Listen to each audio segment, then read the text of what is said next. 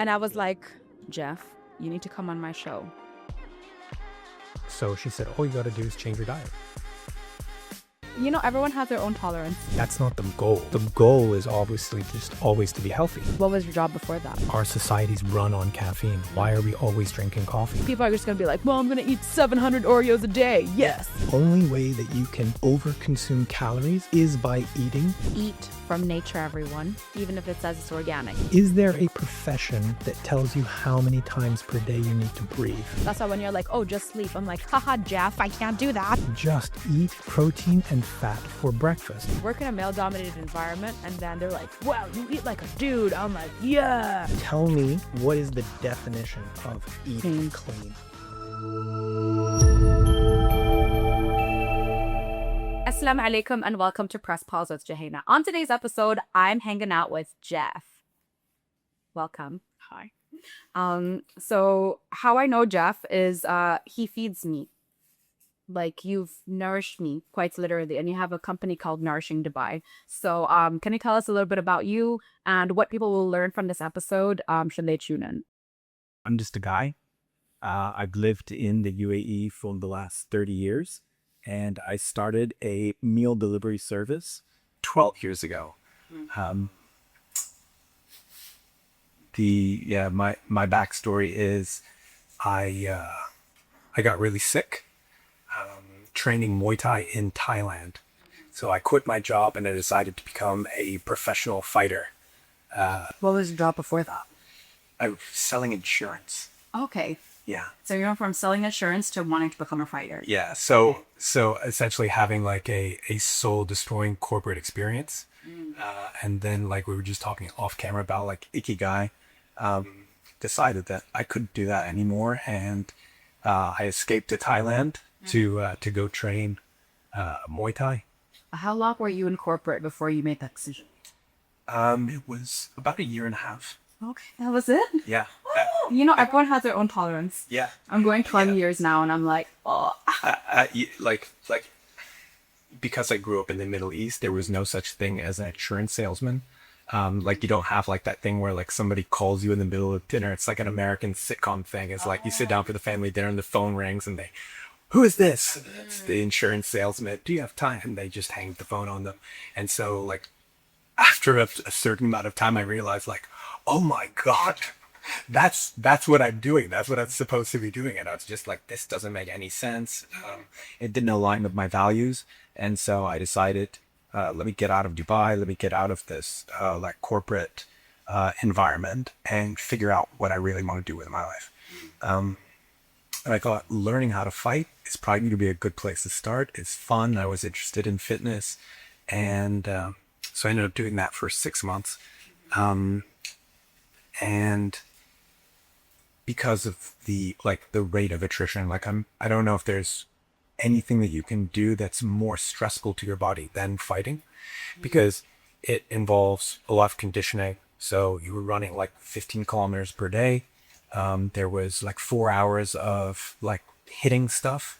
So you were getting like bone bruising and you were getting black eyes and cut lips and all kinds of things like that. And then on top of that, the end goal is obviously to get on stage and fight another human being who is trying to do the same thing and you're trying to do to them. And so it's a, like I said, a very stressful process. And as a result of that, my body completely broke down. How long were you doing that for? And how often till you reach that point? So I had a set timeline, which was 6 months, because my sister was going to get married. So I knew that I only had 6 months. And so they said, okay, we'll train you for 3 months. We'll do a professional fight, and then we'll do another 3 months of training, and then another professional fight. So that's what I ended up doing. And I was so happy to be there. And then after that, I was so happy to be going home. And so when I came back, I had a condition called weeping eczema. So it's an autoimmune condition, which is caused by leaky gut.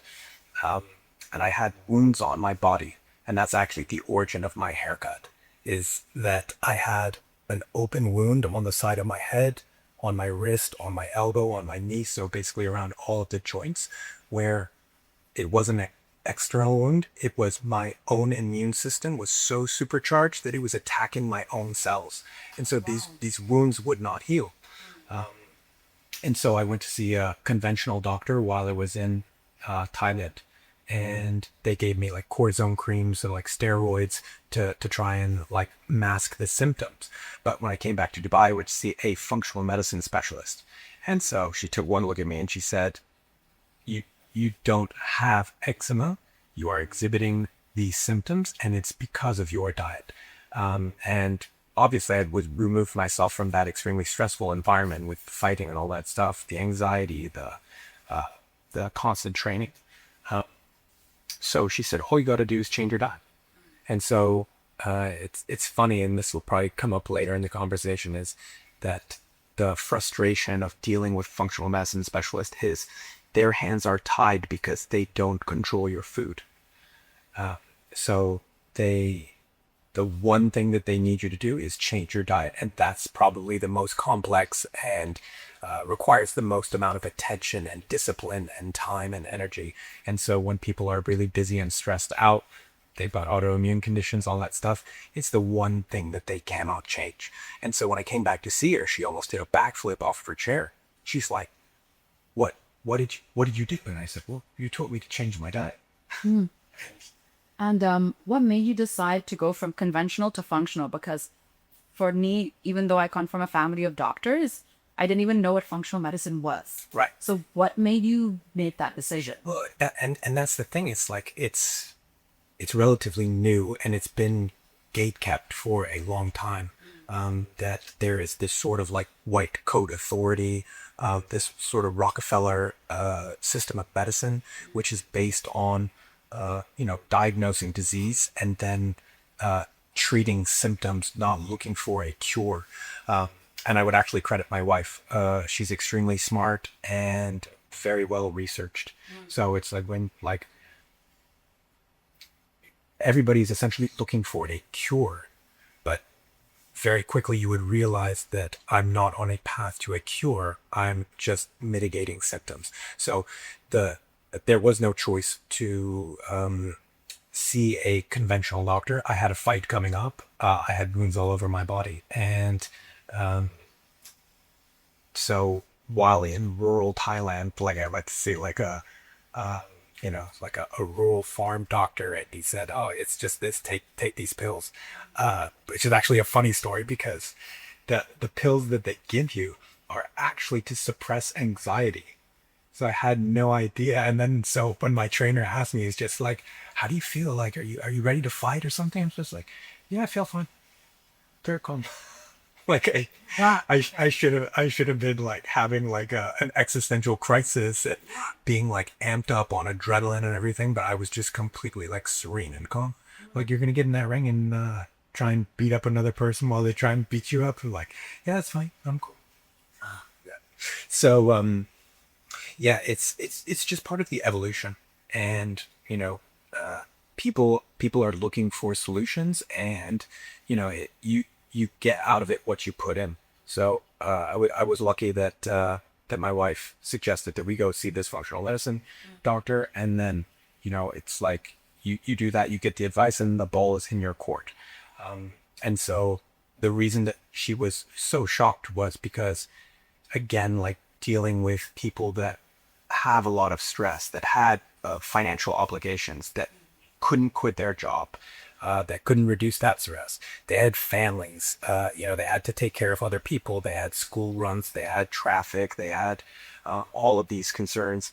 And so they were not able to fix their diet.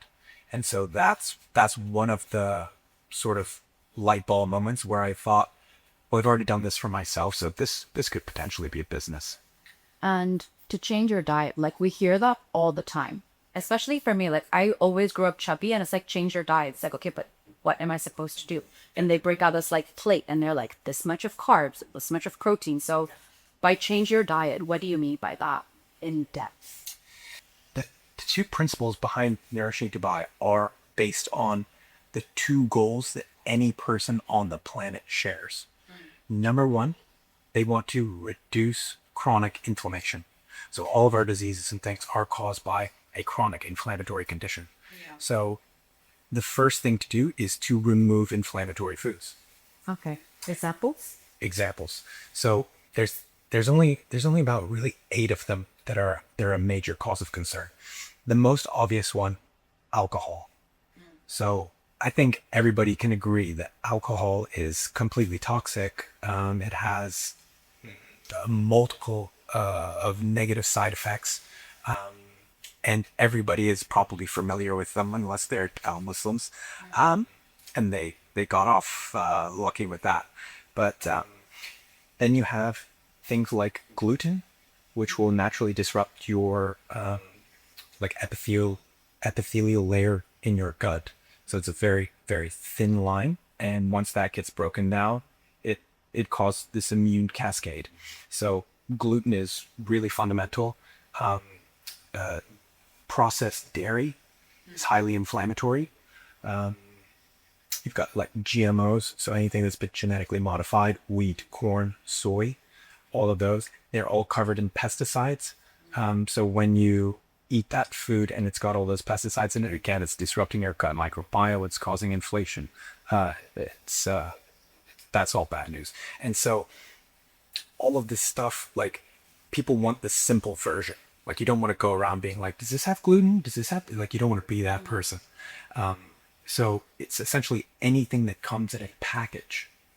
Anything that is packaged is using those ingredients. And it's funny because you can reduce it even further, which is, if it comes in a package, you don't know what's in it. It's a Ritz cracker, it's an Oreo cookie, it's a Starbucks coffee or whatever it is. The fact that it has a label means you don't know what it is. And so when, like, if you have to read the label, then you know this is something that I should omit. So versus, like, if I go and pick up a peach or a steak or some broccoli or an avocado, there's nothing to tell me what it is. Yeah. That's an avocado. So it's very simple. And so, you know, we are biological organisms that come from nature. And if there's any confusion about what you're supposed to be doing, all you have to do is look at nature. Like, there is no math equation, and there is no, I don't know, it's not like this like dogma where people are like, you know, I'm a vegan or I'm keto or something like, and these people are arguing about something. It's like, there's nothing to argue about, really. They're these fundamental concepts, and, you know, generally the poison is always in the dose. And so yeah, like, the idea is, if you were resilient and healthy, you were eating food that expressed health, and in addition to that health, gave you a reserve or a buffer to do things that are technically unhealthy. Like, that's really the goal of anyone. And so what's happening is people's like stress buckets are being completely filled up with all of the things in modern life. And the thing that comes along quintessentially with modern life is going to be like hyper convenient and palatable foods. And none of them are found in nature. So you could just forget that. Yeah. And, you know, earlier you said that when you go and you pick up an avocado, it's just an avocado. And then also you mentioned pesticides, and you were discussing wheat. So what's the difference between having organic produce and not? Organic has no pesticides? Is that how it works, or how is it? What's the difference? Like, this is such a big label, and there are even stores that market that. So right. And so, like, with all of this stuff, it becomes like a marketing exercise. So people are like, oh, organic, that means it doesn't have pesticides in it. And that's not what organic means at all. So organic, like, comes from organic chemistry, which is the study of carbon. So an organic food specifically means that it adds carbon to the system. So it makes soil, essentially. that's it. So, like, That's what organic means. Okay. It's then a word or a symbol that people are trying to, like, rubber stamp on things. So, for example, you have organic and non-organic produce. Organic produce still uses pesticides. They use organic pesticides. So there are only certain ones that are approved. So this would be like, I don't know, like maybe they spray vinegar on something, or maybe they use something that's less synthetic and toxic, versus like on the other hand, you have something like glyphosate or something like that, which absolutely desolates the entire environment, and anything that eats it is going to die. Like in the organic side, it's a business, and their goal is to make a profit, and so they are going to produce something in a large enough scale. Once you put a large food source somewhere, something is going to try and eat it. And so like it's about the dose. So organic farming is typically much smaller, so they will use smaller doses of it. They will use it only when appropriate, whatever that thing is. But there is no definition of like what is organic or what is certified organic and all this stuff. Like people are essentially paying for these stamps. And then like you see when you do consumer studies and reports, like, you know, you said it was organic, you said it was done this way or whatever, and it's not been third party tested. And we found out that that's a complete lie. So it's like everyone is getting to like these abstractions and symbols of stuff, like the organic. I only eat organic. Like, okay, what's that doing for you? Like, that's not the goal. The goal is obviously just always to be healthy. And so if you can accomplish that without having like all these like sort of like hoops to jump through and like stickers and stamps, then that's all you need to do. But it's so funny because like clients will ask me, they're like, is the chicken organic? It's like, chicken is a bird. It's not a vegetable. And so these things don't apply to it. But then the like the chicken lobby said, well, we want to put organic on our stuff because we can sell it for more. And so then like, but again, it's like there's a lot of confusion about what's being said, and that confusion is generated on purpose. And so if you have the time and you start to like look up the definitions of things, you can start to see like, oh, this is all just like some type of like organic washing. And you know, they want people to have confusion. So what are things that you would like to clarify? Because when I spoken to you, and who I've recommended you to everyone, because I post my daily vlogs and I'm like, this is what I'm eating, and everyone asks me about nourishing, and I'm like, changed my life, you guys. Like even by blood work 6 months ago, I was pre-diabetic and my cholesterol was all over the place because I'd stopped taking Manjaro, and that was what was keeping everything in check because I wasn't eating. Right. And then it spiked up 6 months later, and I was like, oops. And then now I did my tests, and I've been a lot more consistent eating your food. But also, like, I have my dates, okay? Like, I haven't lost any weight, but my blood work has come back that of a very healthy person's night and day. Right. Just by being good maybe like 75% of the time. Yeah. Generously. Yes. You know, so what would you like to take away in terms of that confusion that like the modern nutrition world is putting out today? I mean, it's great that we're on a podcast and that we can have a long drawn out conversation about it. Yeah. But and there was one more part. You always educate. So like you send WhatsApps, and I have to like set time aside. And I was like, Jeff, you need to come on my show. Yeah. But only after I've seen what your food really does. Yeah.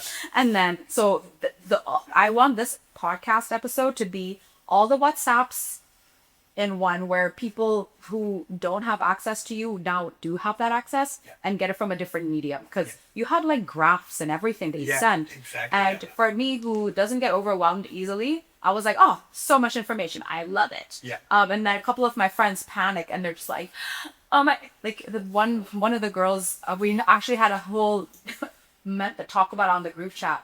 And then they're like, oh, what's your goal? Weight loss. And you're like, it's fat loss. And I was like, oh. And I was like, I swear to God, once you get past the lecture, he's great. Exactly. And so that's the thing.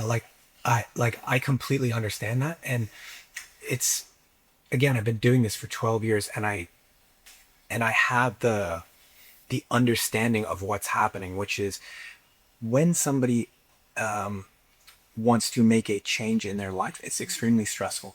And the thing that you need at that point is not a lecture, an essay, a TED talk, or, you know, just like an avalanche of like WhatsApps. The only thing that you have to do is eat the food, because the system is self-contained and it will do everything for you. And then as you start to have these experiences, as you start to see a drop in inflammation and you start to see relief in your symptoms and everything, and then you start to see, I don't like to talk about weight or the scale, and we can go into like more depth about that because that is a huge piece. But people see improved body composition results, so they look leaner, they increase their healthy lean muscle mass, and they reduce their excess body fat percentage, which is a very specific way of talking about weight loss. Then they're like, wow, this is so amazing. How did that happen? And because they already have the proof that it works, now they're interested in the mechanism of like, what was the magic? What was the secret sauce? And then they're very open to have that conversation. But what is so frustrating is that, the industry is so, I would say, washed. Like they're just like, this is my healthy meal plan. And you're like, okay, what's healthy about it? Yeah. BRB. They had no idea. Yeah. They like it's funny because, again, coming back to the words of the definitions, you could just ask these like one or two questions and you see that the whole house of cards falls down. And that's what I really try to encourage people to do.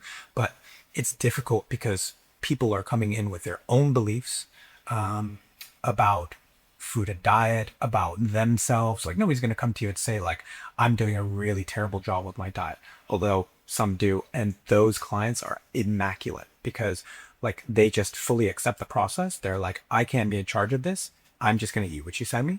And then they get phenomenal results. And then it works better to explain things retroactively. But when you try and front load it and you say, it just sounds like a crazy sales pitch. And there's a lot of ideas that are contrary.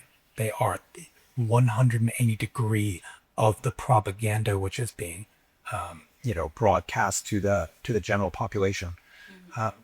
So that's a bit of a stumbling block, but I'm honest to a fault. And so if people ask me questions, I'm not that like political or have that sort of like verbal jujitsu where I could just be like, deflect, sign up, just do it. Yeah. No, I've witnessed that as well. And I remember there was a couple of months ago, I was changing everything up again. In terms of what I was doing with my goals and with the coaches I was working with, because I like that guidance from, I want to be dumber than the person guiding me always. Exactly. So when I feel like I've reached a plateau with somebody, I'm like, love you, Lee, you bye. Yeah. And I had done a reshuffle again. And then I was like, I want to continue with nourishing. And then I sent you my macros and you're like, Jouhayna, this is garbage. And I was like, please, what do you mean macros are garbage? I'm like, weren't you already giving me macros? And you're like, yeah, Joe, I don't want to add like too many cooks in the kitchen and like add to that. And I was like, listen, I'm going through things. Just send me what this woman is sending because I just need to see what happens of this and fully commit. So, what are your thoughts on macros, thoughts of calorie deficit? What are the things that you have to answer or the questions you get from your clients that you really want to put out there for people to like have that information in one video? Yeah. So whenever I deal with clients, 90% of the time, I will share 2 infographics. The first one is related to blood sugar.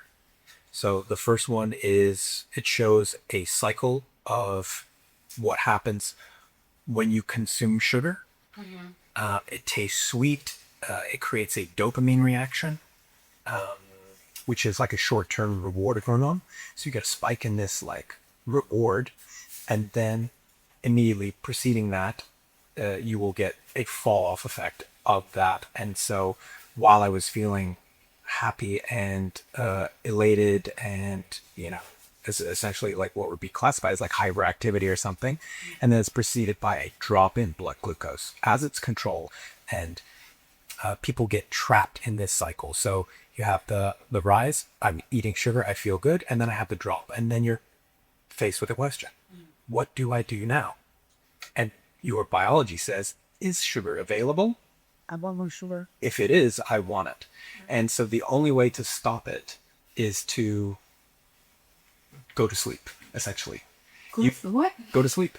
Oh. So if you go to sleep, you don't have any of those feelings. You fast, and your blood sugar will normalize. But other than that, you're going to have to suffer through that period of low blood sugar, and most people are not accustomed to that, and so they will just re-up. and it's hyper convenient. It's just there on the table. You pick something up, you throw it in your mouth. People are eating without even thinking about it. It's just sort of automatic. And so, like, when you want to change somebody's life, you need to you need to focus on the major lifts. Like, you don't want to go like, I want to have you focus on one thing that's going to create like a 50% change or 80% change in their outcomes. I don't want to focus on something that requires just as much effort but has like a minuscule outcome. So focusing on the major things is when you get somebody off habitually eating sugar, that normalizes their blood sugar, their insulin, fat storage. Like calories. Nobody knows what a calorie is. And when people sign up, they say, I can only eat this many calories. And without fail, every single time I ask them, do you know what a calorie is? And then it's like, no. And so then logically the question was, then why do you want to know how many calories are in it? So the only way, calories are a unit of heat energy. It's the amount of heat energy that is required to raise 1 kilogram of water by 1 degree centigrade at 1 atmosphere of pressure. So this is So much science. Yeah, exactly. And so immediately a person that has any kind of common sense will realize that is an equation for a teacup. You're asking me about boiling water. And so what does that have to do as an approximation of human digestion, number one, or nutrition? And the answer is nothing. So then, based on that, I'm asking people to now completely disregard the calorie side of things because it interferes with the ability to produce meals that actually taste good and that provide a metric, which is nourishment. And going back to the sugar for my calorie question, you said if you want to avoid the craving sleep, what if you can't sleep like me, the chef worker, right? Then you will habitually abuse both sugar and caffeine, and sometimes at the same time. Yeah, like I went cold turkey on caffeine a couple of years ago with coffee because it made me feel like really anxious and jittery. Yeah.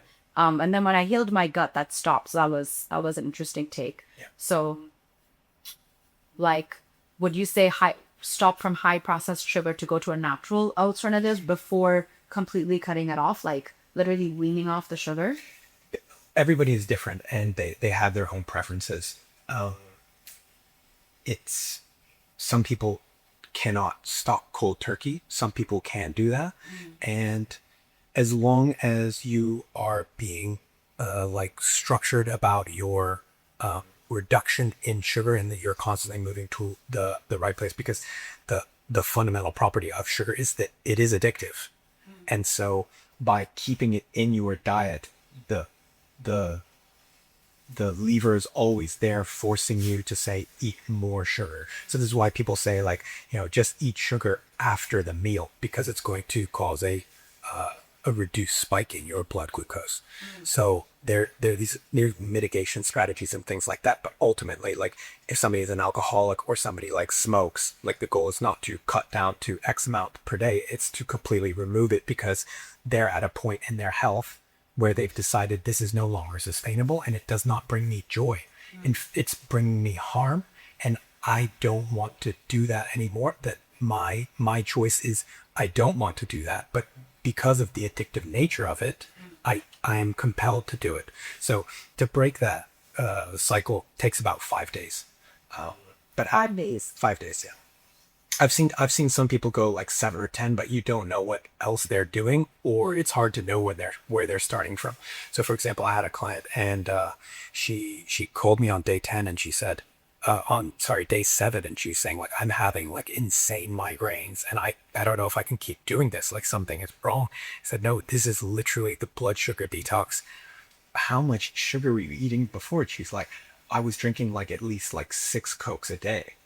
And it was like, oh, that's what. So in a case like that where somebody's having very uncomfortable side effects, you're not going to tell them just tough it out. Like you're going to tell, okay, introduce a little bit to like come off of that. Like, you know, like when you quit coffee, did you have any side effects? Like, do you remember getting headaches or? Yeah, headaches were insane because I was on, and I was a student, an air traffic control student, and we were in the simulator those days. So like we had 5 simulator sessions a day. Each one was 45 minutes, each 45-minute break or 30-minute break, something like that. And it felt, I felt so out of control in terms of, you know, what's going to happen in the sim that I had to have structure outside of it. Right. So I would have an espresso before every sim run. Yeah. Thinking that's going to like amp me up. And then one of the instructors took me aside and he's like, Joe, you're like shaking on position. Like, you know, if we call the sector suite, we work on a like position. And I was like, what are you talking about, Anthony? I'm absolutely fine. I'm so okay. Shut up. You know, so it was insane. And then now I've swapped to matcha, but it's only if I really feel like I need it. Exactly. You know? And so with all of this stuff, it needs to be a choice that you are making. Yeah. But with these drugs, caffeine, nicotine, alcohol, sugar, and then you can get into the rest of the other plant-based drugs that are obviously harder. But you feel compelled to have them. And again, like you're having an experience where you're thinking like, I'm anxious about something. I'm nervous, and I am putting a central nervous system stimulant on top of that, and it is causing me to visibly shake.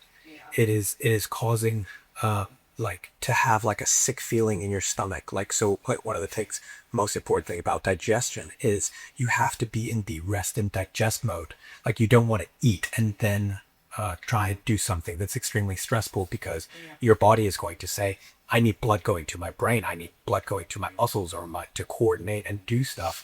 Digestion is not essential right now. Get rid of the food, and then people will typically vomit. So like, for example, like people that have fears of like public speaking or something, like don't go out and eat a pizza or pasta because your body is going to communicate to you and say, I feel really stressed out. I feel really nervous.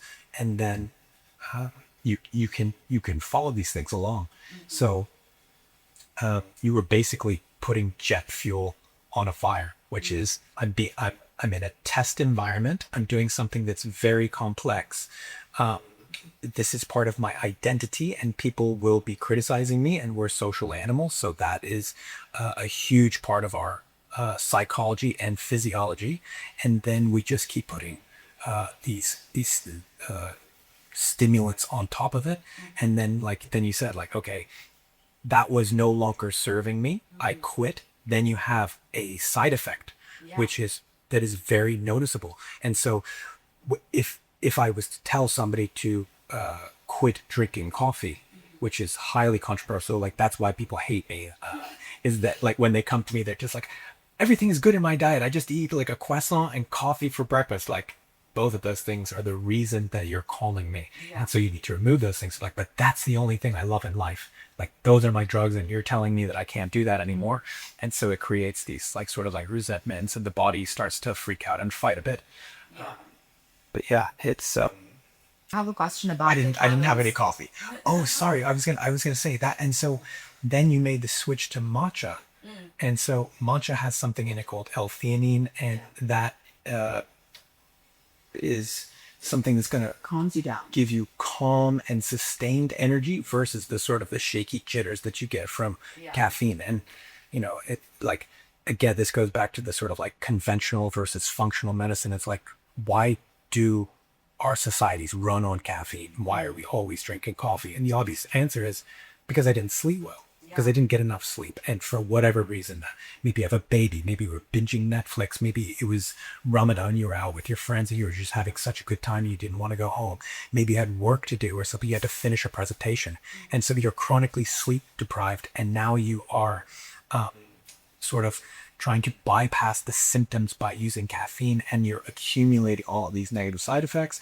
And then when it's time to come off, then you feel the negative side effects and stuff. And so it's like people are torn where I want to quit, but it's difficult to do that. Exactly. You were talking about calories and how like it doesn't matter to count them. And have you ever been like heavily overweight? No. Okay. And I've never counted calories. Just mental note. So like my whole life I've struggled with my weight. I've always been told I'm heavier, and in the BMI I'm forever obese, and then overweight, then obese and overweight. So,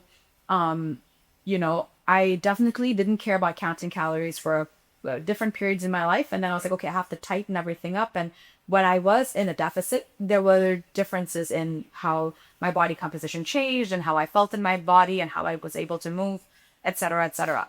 So would you say that the counting of calories isn't required as much if you're eating whole foods without the gluten versus the ultra processed? So if you're going to have the ultra processed food and you're not counting calories, you will have the inflammation, which also adds to the weight gain, which adds to the brain fog, etc. But if you're having the whole foods that you don't necessarily need to count the calories and just go off the signals your body is sending you, like, hey, we're full. That's something I want to clarify, because people are just going to be like, well, I'm going to eat 700 Oreos a day. Yes. Just watch me eat 10,000 calories, and then we'll see if calorie counting matters or not. Exactly. And so here is the simplified version of all of that. First of all, the term calorie wasn't coined until 1823. Okay. So relatively recently. And so it doesn't exist in nature. It's a man-made concept. So it cannot have any impact on things in reality. So calories do not exist. Again, it's a metric of heat energy that's used for steam engines. So the only way that you can overconsume calories is by eating processed food. So we have this mind virus, which is called calories. And you say, what is the origin of that? Where did it come from? When did it enter the lexicon? Because why are we talking about calories? What we're talking about is nutrition. And what is the metric of nutrition? Health. Nobody knows. It cannot be broken down into something smaller. You cannot create an abstraction of something which is real. So food is real. Now I want to say, well, this food is 500 calories. Like, no, that is a symbol or a label that you're putting on top of it, and we are no longer seeing the reality of what we're talking about. And so, like, you go to like hunter-gatherer societies or something like that, and these problems are never seen, and they have no idea what we're talking about. We're saying, like, did anyone ever have a heart attack or something? Like, what's that? Did anyone have a cavity? And they're like, well, what's that?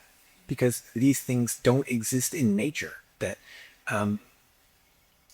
So I mean, like, when you have these discussions, people will say, well, what if I eat 10,000 calories a day? You're like, try. If you want to know what dedication and discipline is, try it. It's not possible. The only way that it's possible is if you were eating foods that do not exist in nature. And so I always give people shout out MOE, shout out Fox Cinema, and Texas de Brazil. So in Mall of the Emirates, there is a Texas de Brazil, which is an all-you-can-eat like steakhouse. Oh yeah. So you have a little sign, and you hold it up, and green means go, bring me more meat, and red means stop. I cannot eat anymore. Next to that, you have a Fox Cinema. So if you go to the Fox Cinema, you can get a bathtub full of popcorn. Yeah. You will eat popcorn in perpetuity. It does not contain anything which is considered human-centered nutrition. Therefore, it can never signal to your body that I have received nutrition, which is defined as full or satiety. So this is the thing. Nature set up a system where human beings require nutrition. So the signal becomes hunger. I feel something internally. I want to get something to eat. What can I eat? It's something available in nature. And so when you eat something which is found in nature, that will create a signal that you have received nutrition, that your body recognizes as nutrition, and then it will say, I have had enough. So it is impossible to overconsume calories consistently through whole foods. You can try to like maybe you make it like 3 days or something, but if you like that's not a pleasant experience. Nobody wants to stuff themselves.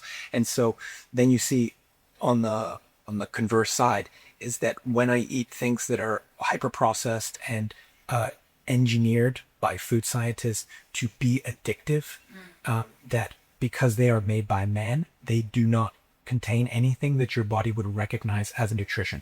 And so the formula for that is 50% carbohydrate, 50% fat. So if you look in nature, what are the things that contain fat? What are the things that contain carbohydrates? There's no overlap there. So the things that you will find, French fries. So that is the potato with the carbohydrate, and then you fry it in seed oil or butter or whatever it is. So 50% carbs, 50% fat. When you scale that back, you go back to the whole potato. If I was to, bake you a potato and put it in front of you, it's extremely unappetizing. And nobody wants to eat it. And while you're eating it, you can feel the moistures just being drawn out of your mouth, and you're like, I need something to wash this down with. So it's incredibly difficult to eat. So it's putting the brakes on naturally. And then as you start to add more and more processes to it, it becomes easier and easier to eat, and there is no limit to how much you can eat because you will never end up dying. So for example, baked potato, it's raw. That's terrible. And then you cook the baked potato. Okay, it's a little bit better, but it's still very challenging to get through, and nobody's volunteering to eat that. Now you put sour cream on, put some butter and some cheese. Okay, now we're starting to get somewhere. Now you make potato wedge and you deep fry it. Yeah. And then you've got French fries, and then you've got potato chips. So you slice it really thin so that you can really get that ratio of it's a very thin potato, and then you've got the fat on both layers, and it's the ratio is becoming more and more perfect. You ever seen how they make a croissant? Yeah. It's butter bread, butter dough. Yeah, exactly. I was shocked how much butter was in it. And they just keep folding it. And when you have the 1,000-fold croissant, if the guy if you just do it 2 or 3 times, the ratio isn't great. But when they flip that thing 1,000 times and roll it, then every bite has that flaky feeling. You chew it, it disappears in your mouth. By the time you swallow, there's nothing left. And then when it hits your stomach, it's basically all emulsified fat and glucose, and it just disappears. Versus if you were eating a whole potato, if you were eating a steak, if you were eating a piece of broccoli or whatever it was, you would, you can't even consume it that fast because you have to chew it. Yeah, you have to chew. I remember when my mom was dieting when I was young. Just I'm tired of chewing all this chicken. This is a requisite for human beings and for digestion. And it's when you can bypass that, you put a Dorito on your tongue and it will physically melt on your tongue, and you would just swallow it even without chewing. Yeah. And so again, it's engineered that way. And this is what all you have to do is ask a series of questions. And one of the key ones is follow the money. So why is this being done? And it's because I want the flavor to excite you and to explode your mind, and you say, wow, this tastes amazing. It's so novel. So you have that light up in your brain, and then the flavor coats your mouth, so you're getting all that flavor information, and then it disappears. And so it cannot make you full. There's no substance there. There's no physical mass or anything. And then it essentially sets you up to eat the entire box. So the question, calories are the metric of nutrition. Get a box of Oreos. I can tell you it's a box of Oreos. There's absolutely nothing that is constituted as nutrition in it. It's got some calorie numbers on it, but then it's broken down into servings. So when you buy, for example, Coca-Cola, each Coca-Cola is like 2.5 servings. But who drinks like one? Yeah. Who's going to split that up? Who's going to be like, oh, well, I had my one serving and the other half I'm going to save. Yeah. And you just drink the whole thing.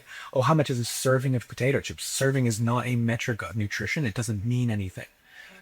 So then, like you were talking about originally, oh, you have to have a palm-sized piece of protein. You have to have a piece of fat the size of your thumb or something. Eat real food until you reach satiety.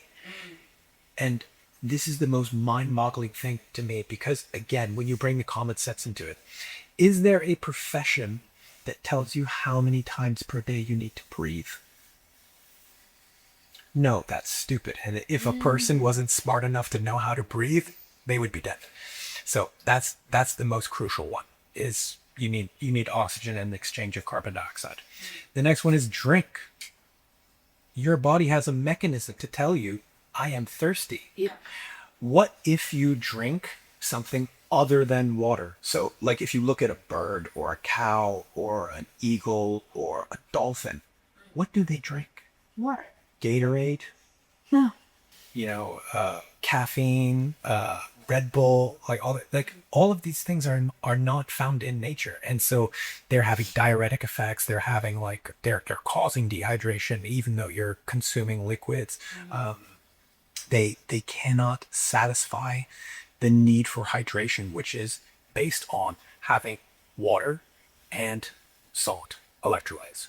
So and then if you don't have those two things combined, you will never be, your thirst will never be quenched. So now we bring it up to food. Is there a profession that tells you how much food you're supposed to eat? A profession? Yeah. Dietitian. Yes, Right. Dietitian's a nutritionist. And the crazy thing is, the metric that they use, we've already established, has nothing to do with nutrition. What's really funny is that, so they created the steam engine, which is like an old, tiny way of saying it was a train. So they created trains. Trains replaced horse-drawn carriages. There exists a metric called horsepower. So when you go and buy a car, not when I buy a car, probably not when you buy a car, it's like, how many horsepower in the car? Like, oh, it's 700 horsepower, it's so good, or whatever. So nobody calls up their nutritionist and says, how many horsepower in this meal? Because that's an antiquated metric. We don't have horse-drawn cars anymore. Why are we applying it to electric cars at this point? Like, it's antiquated, it's obsolete. We're getting rid of that. We're like,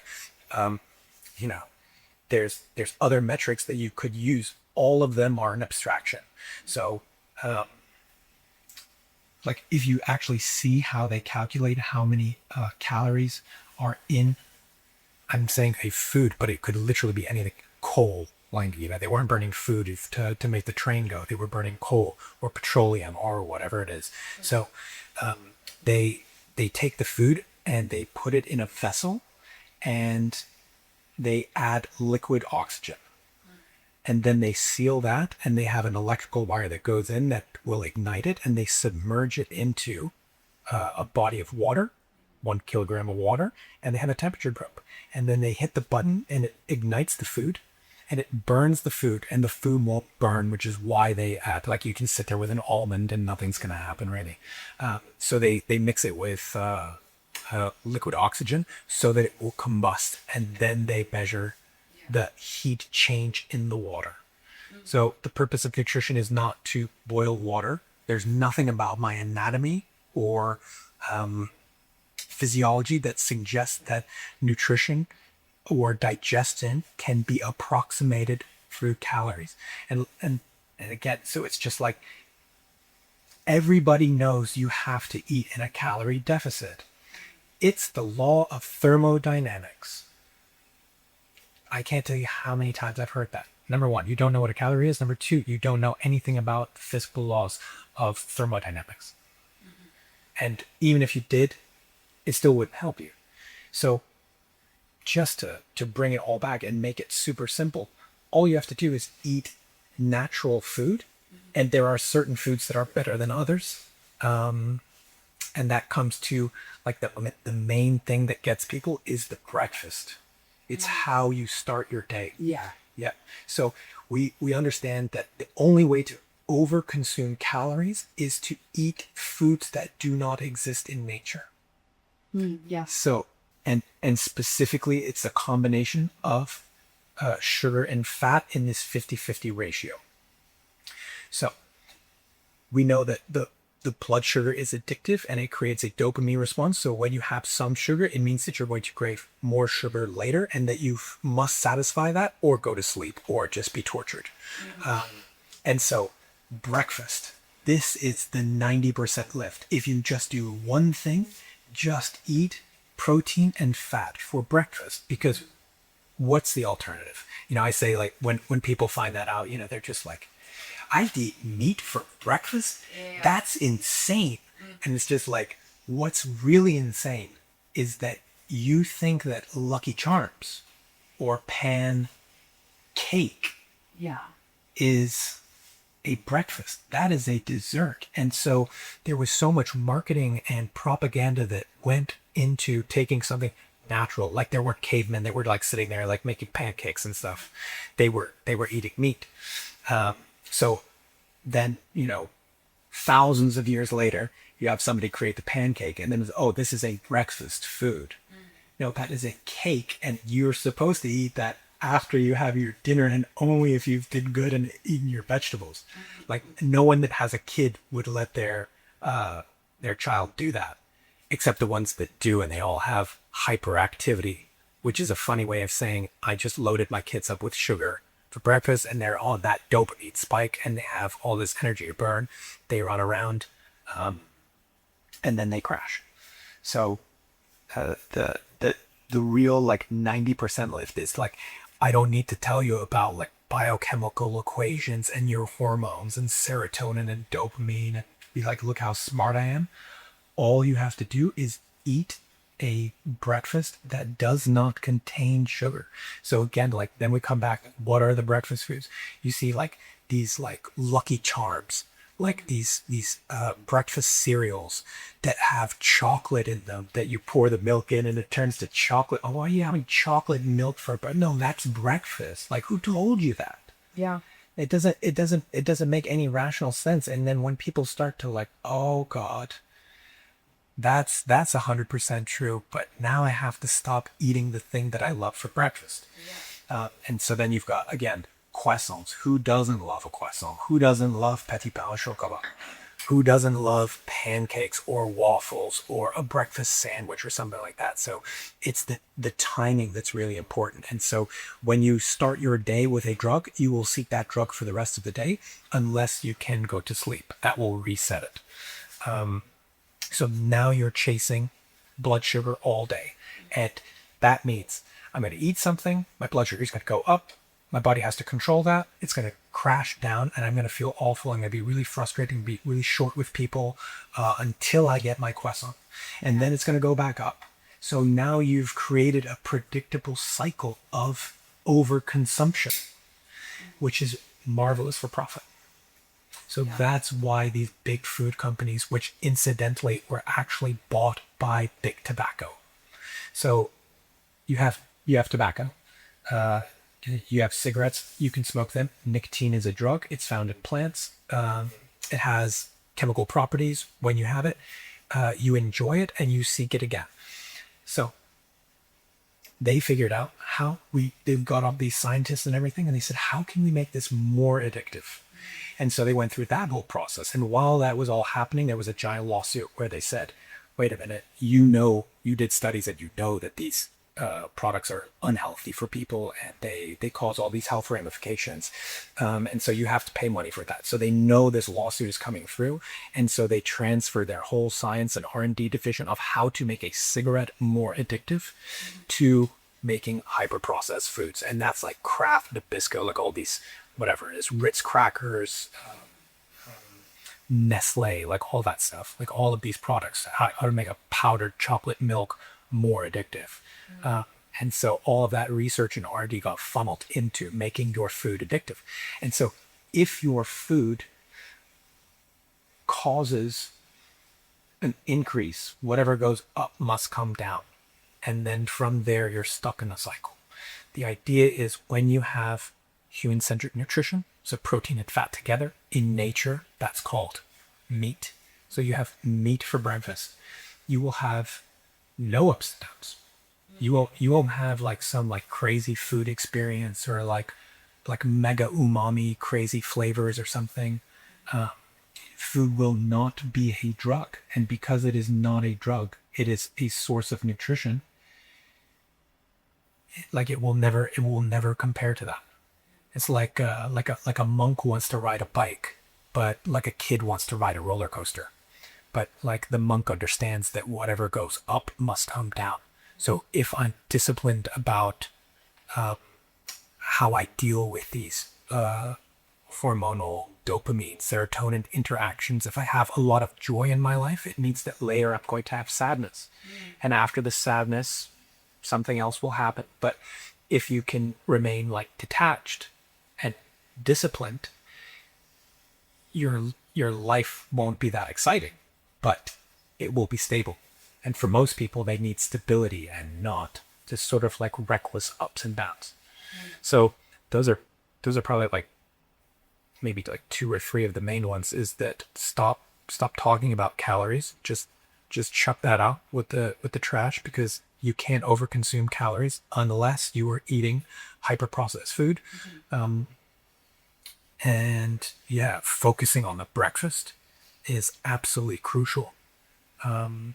And, you know, like in terms of like, we spoke briefly about like the inflammatory foods.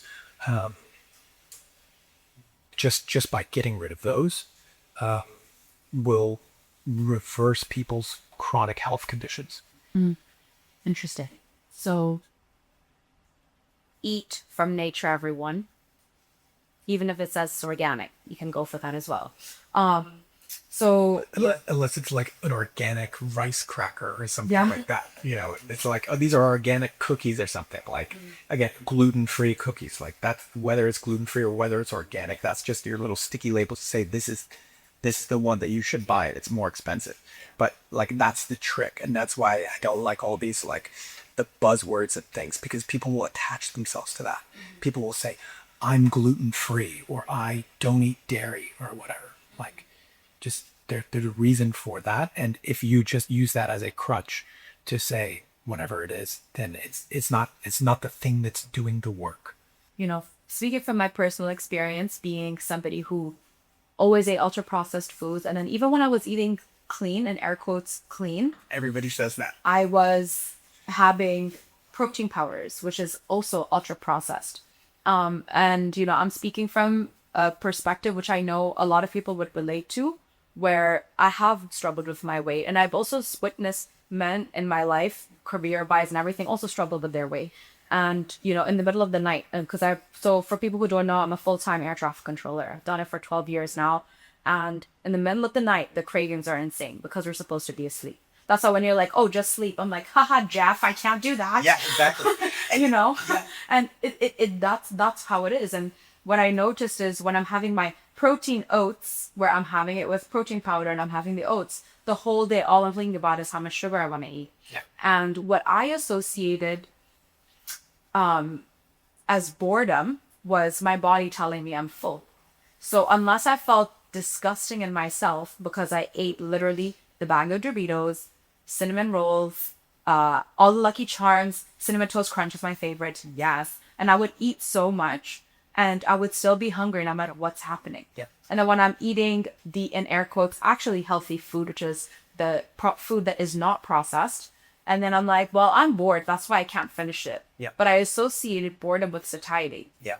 So I think also another important thing is to ask yourself how you're feeling in your body. So I also got into functional medicine and checking my body through that because my health just felt very haywire and I felt very uncomfortable in my body. And I'm sure it came from over a decade of shift work and eating ultra processed foods 100%. and having a negative relationship with food where I felt like I have to fast to starve myself to then make up for something and then work out, eat only if I worked out. And it was a very, very, very bad negative relationship with food and working out and being in a calorie deficit, which I'm sure a lot of people can relate to. And some people don't even voice out loud because it took me a very long time to admit that as well. It for a long time it's invisible. Yeah. And so people don't even realize that it's there or what's happening. And so with all this stuff, like again, it's very polarizing. And like you said, like people are like, but I eat clean. Like, tell me, what is the definition of eating clean? Yeah. Dishwasher. Yeah, So liquid. exactly. That's what I want to have. Like, Yeah. you put soap on it. Like, Yeah. you made sure that it was Like the COVID style of soap cleaning. Yeah, like exactly. We're doing. Exactly. And so, like, that's not there is no definition to that. And so again, it becomes very polarizing because there is only one way to exhibit human health. It's not an opinion of mine. It is simply an observation of nature. And so all of these things are linked in some kind of complex hormonal cascade, and somebody smarter than me could draw you a graph and explain, hey, because your sleep is uncertain, it is going to dysregulate your blood glucose and your insulin sensitivity. And so you will be craving sugar all the time, which is going to lead to an accumulation of excess fat, which people prefer to say weight. I gained weight, but again, non-specific. Fat, yeah. Non-specific. And so because we're not identifying the terms, because we can't articulate our goals specifically, you will see all these little hiccups that come through. And so, like, for example, the reason I'm such a stickler about when people say my goal is weight loss, I would say, do you want me to cut off your legs? Because we could cut off your legs and you would lose 14 kilos. Oh, no, that's not my goal. Okay, good. So that's out. Okay. Do you want to go to space? Because we can get you on an Elon Musk ship or something. You and Katy Perry can go up, and when you weigh yourself, you weigh 0. But that's not what you're saying. And so somehow we've just lost track of the words that we're saying, which is like, I need to be in a calorie deficit so that I can lose weight. It's like, your goal isn't weight loss, and there's no such thing as a calorie. Your goal is to increase healthy lean muscle mass and reduce your excess body fat. And just by increasing your healthy lean muscle mass, it automatically reduces the percentage of your body fat, and it creates a larger metabolic demand. And then if you don't eat carbohydrates, the only thing that you have left to do is burn fat. So the reason that human beings carry fat is a protection mechanism against uncertainty.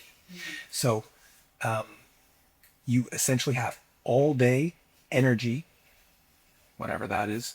And so you don't have these blood sugar crashes. You're not relying on external food. Like, oh, I feel low energy. I need to grab something over here. I need to get a coffee. I need to have something. I'm not relying on external inputs. I'm only relying on the internal fuel source that I have, which is my body fat. And so, like, when you're talking about like these, like the processes of, what's actually happening here. So the human being is, or any animal, and specifically mammals, what are we doing here? Like, there's some purpose, but our physiology is trying to maintain homeostasis. Like, it's keeping us alive, and you don't know anything about that. Like, you're not the one controlling it. Like, you're not like, oh, blood go left, blood go right, go to that cell or something. It's completely out of our control. So it's completely innate, and we don't have transparency into it. And that's a good thing, because, like, what if you could interfere with that? Like, what if you could be like, heart, stop beating? So it's essentially like a threat detection. And when there is uncertainty in the environment, it's going to create a response to that in order to protect you. So if you start to feel unsafe for whatever reason, it could be an environmental toxic, could be a person that you don't like, it could be a predator, it could be any number of things. It could be a plane that's about to collide with another plane or something. For some people, it's emails with their boss or their relationship with their partner. So that is going to create some kind of uncertainty. And the body's biological adaptation to that is to store fat. And so all of these mechanisms are built in, and it's just like, people are like trying to willpower it. They're trying to discipline it. They're trying to be like, I can only eat this much food. I did a math equation. And you're never going to override that biology.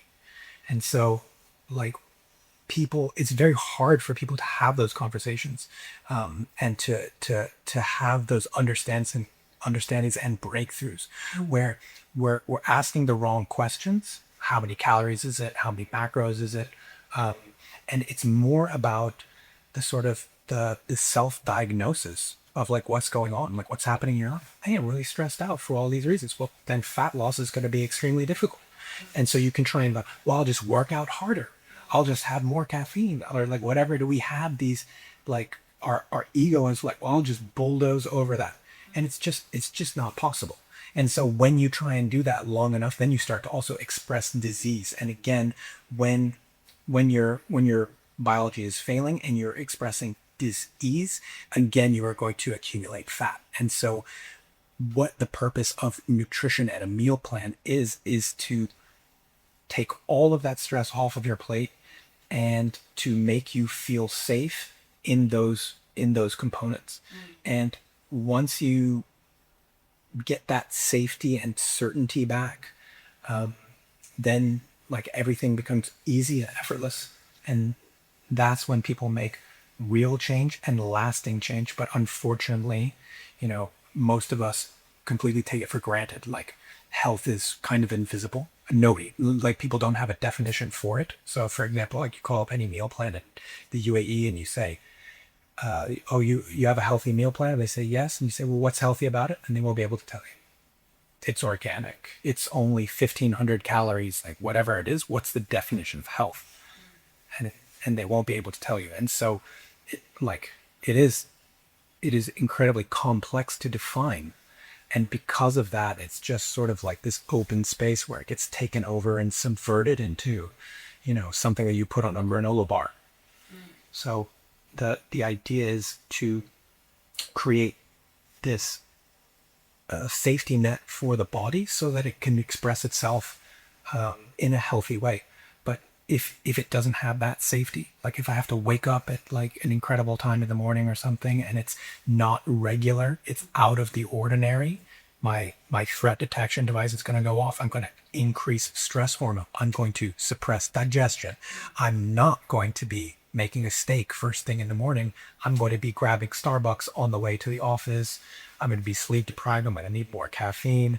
I got on the blood sugar roller coaster, and then it just takes away. Like it just goes off on its own. It's like completely automated. And then 10 years later, people are like, how did this happen? And I think it's important for one to listen to their body. Like I'm not a doctor. I can just go based on what I feel.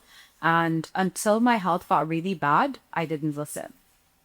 And unfortunately, that's the issue with a lot of people. And, I have people in my life that I really care about. And I even tell them, I'm like, when you crash and burn, I'll show up. But until then, you're not going to listen. You can only take a course to the water, right? So make them drink. That's why it's just really important to listen to what your body feels. And, I had even done like an food intolerance test. And I came back with everything that I like to eat, I'm intolerant to. I was like, cool. And then at first I avoided them. And then I realized actually I have an issue with my gut. So we healed my gut through naturopathy supplements, through functional medicine.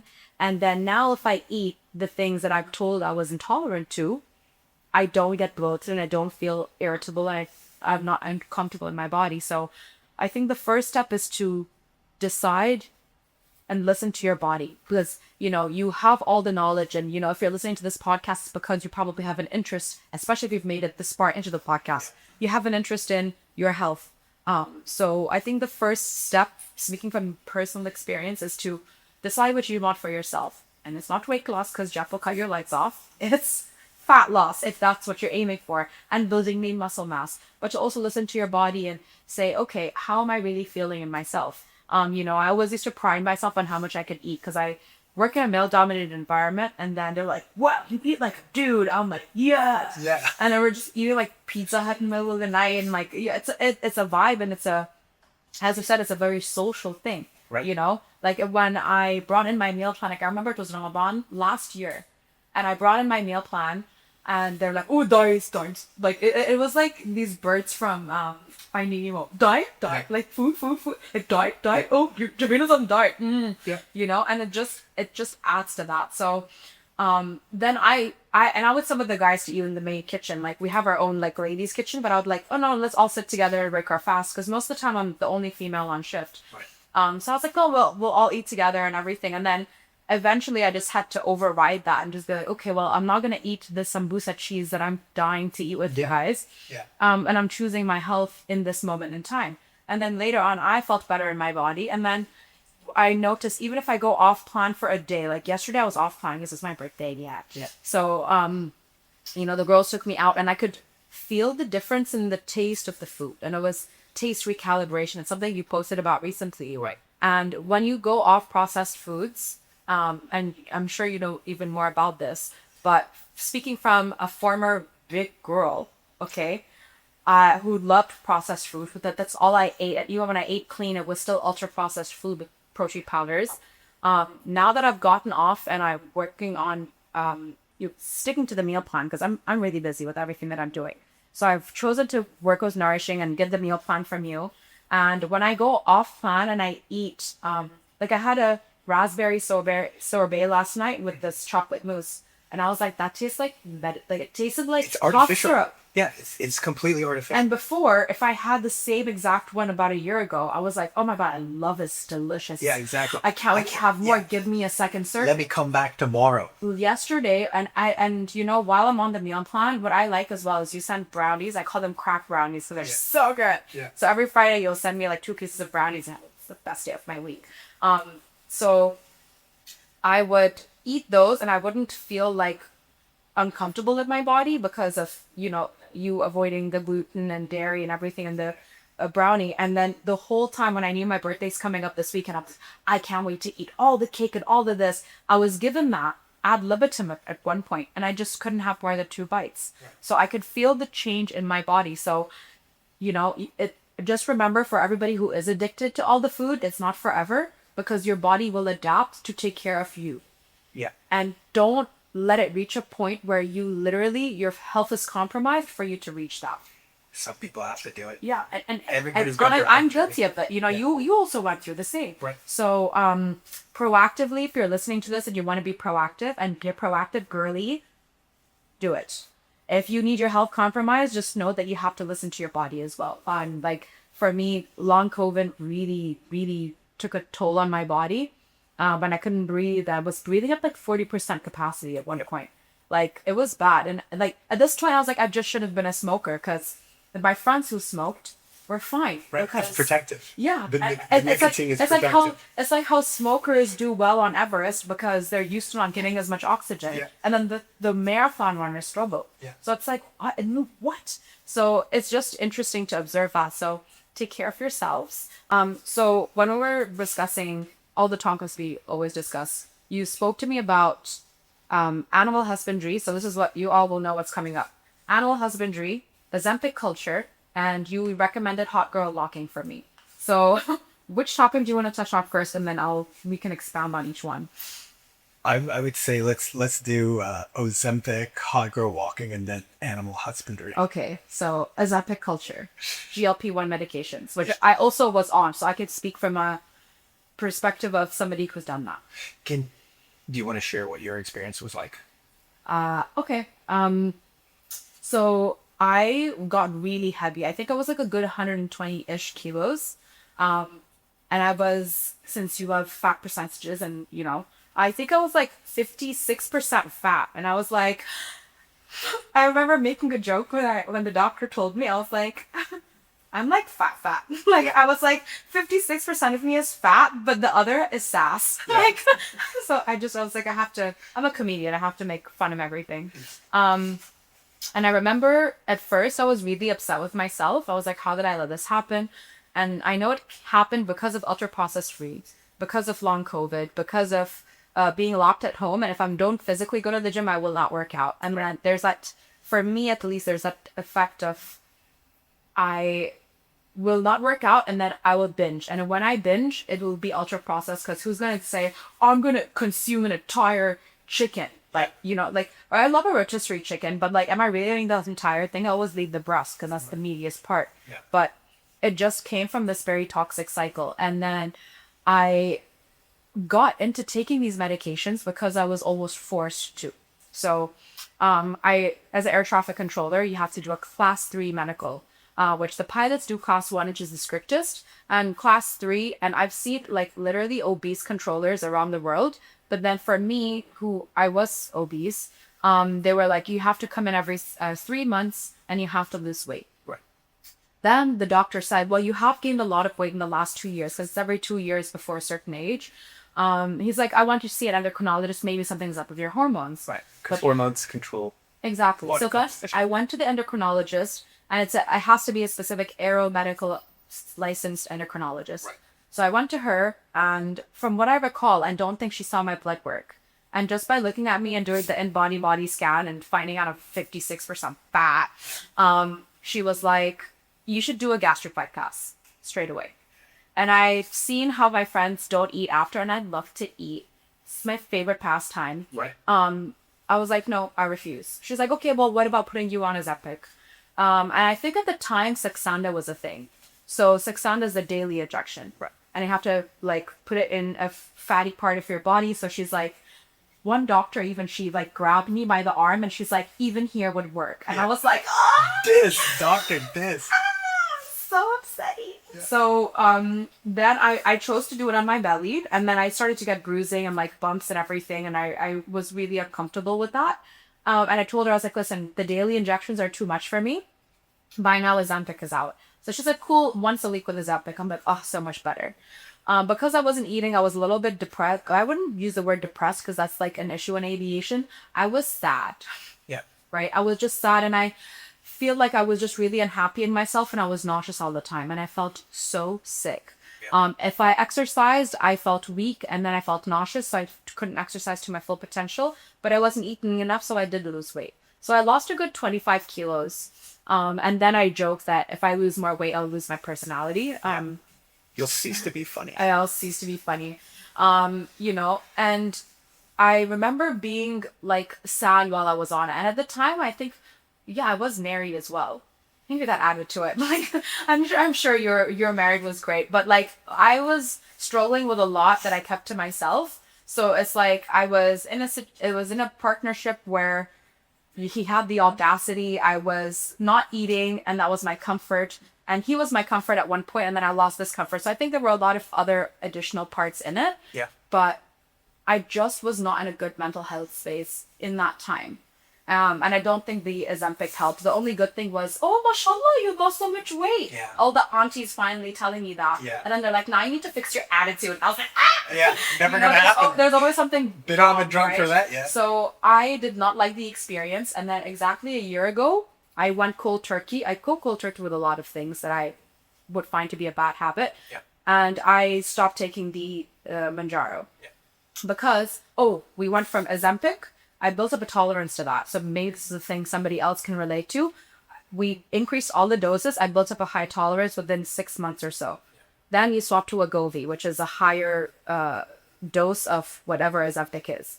Because again, I'm not a doctor. I don't know. GLP-1. Yeah. And then I built up a high tolerance as Wegovy. Then we jumped from Wegovy 2.4 milligrams to Manjaro 10. People I knew that were on Manjaro 2 point something were throwing up if they were on that dose. And I jumped on to 10, didn't feel anything. Built it up to 12 something, built it up to 15, still nothing. And I was eating whatever I wanted, as much of it as I wanted, also processed, and I wasn't losing any weight. And I was like, now I'm spending like 2,000 dirhams a month on this injection, and I'm not losing weight. So I was like, I'm done. I'm not doing this. Yeah. And with the help of working with the functional medicine doctor, I got off that. I got off birth control at the same time, and I'm divorced. So the biggest stressor left. Yeah. Plus going off these medications. Yeah.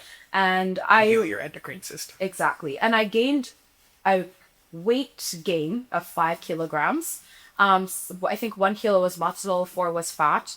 And I feel better in myself. My blood work has come back normal. The doctor is unhappy. He's like, need to come back in 3 months instead of every 6 months to do a physical to kind of a high BMI, which is the reason why they bring me in. Yeah, which is not a metric of anything. And I think that was made for Caucasian people from when I looked it up. So, and I'm definitely not at all. Like, there's not even like one drop of Caucasian in me. So, I just remember it wasn't a good time. And I remember being miserable on it. And when I had gotten off it, it coincided with a lot of change in my life, but I started to feel a lot better. And that even with the weight gain, like, I'm just choosing to ask myself how I feel. What is my blood work for the high BMI test come back? I had high cholesterol and I was pre-diabetic. And that was managed because I was on that medication. And when I got off it, my body freaked out. And now it's stabilized. And that has come through diet, come through healing my gut, through functional medicine. And everybody's different. There's no cookie cutter situation for this. So if you're not sure, my recommendation is to find a functional medicine doctor close to you and doing that versus conventional, or maybe working with both. But yeah, that was my experience with that. And I've tried the entire thing. Yeah.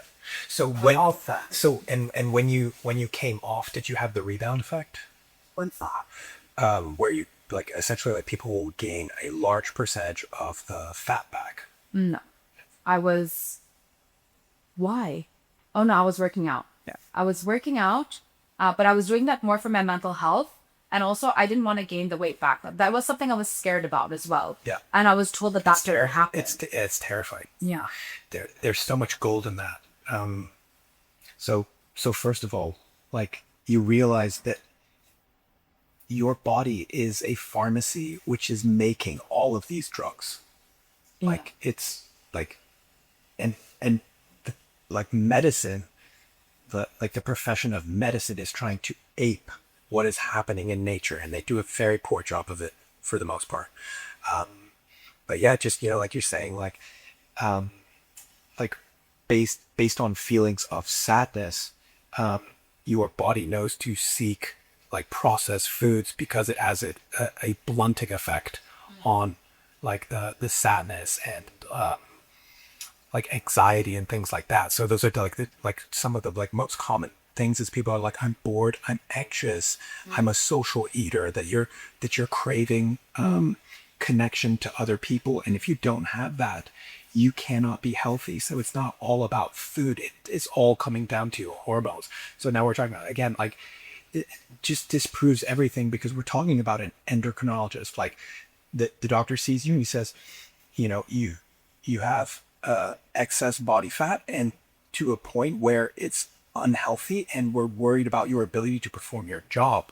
So we need to send you to an endocrinologist. They're not sending you to it. Like, they're sending you to a hormone specialist, because hormones are the thing that control the body. What would be crazy is if you got Ronnie Coleman, like prime Ronnie Coleman. He's like Mr. Olympia, who is like 6'4", but he weighed like 360 pounds. And so if you looked at his BMI, so obviously he's very tall and he's just pure muscle, his BMI would flag him. And they would say, you are not obese, because he's got like 3% body fat.